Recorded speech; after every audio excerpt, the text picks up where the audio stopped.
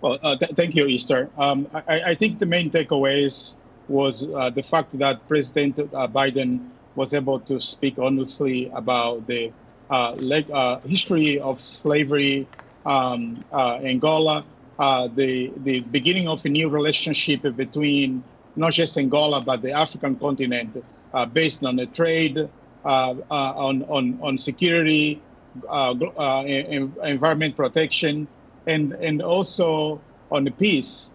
And that's something that Angolans received very well.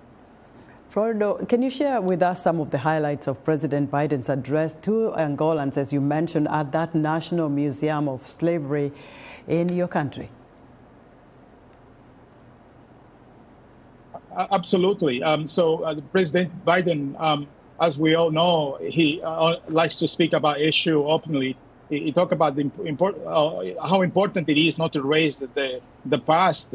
Unfortunately, dark past on slavery. A lot of Angolans who were enslaved and shipped to the U.S., but also a new beginning of a new relationship based on mutual interest and benefit and respect, making sure the Angolans' voices, Africans in general, will be heard. The change they are making, including at the UN, into making sure that there's a new beginning for the African continent.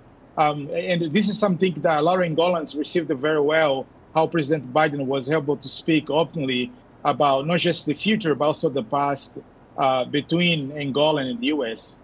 How significant would you say his visit was to the continent, not just Angola, but to Africa in general? I mean, extremely significant for the continent. First, he went to Cape Verde, then he came to Angola for 2 or 3 days. And the way we see is just that the U.S. President engaged not just by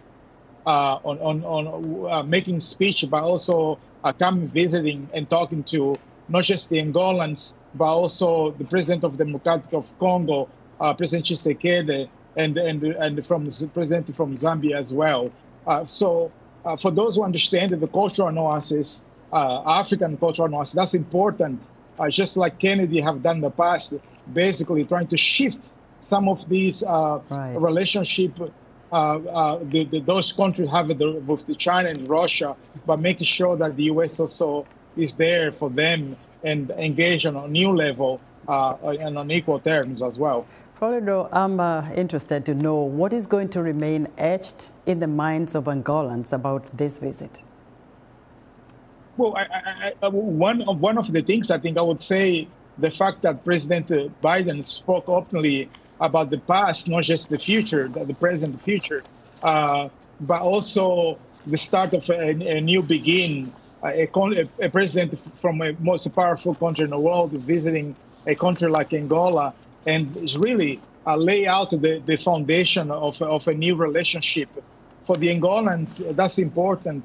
And I think that will be something that many will be talking and will be in the textbook for years to come.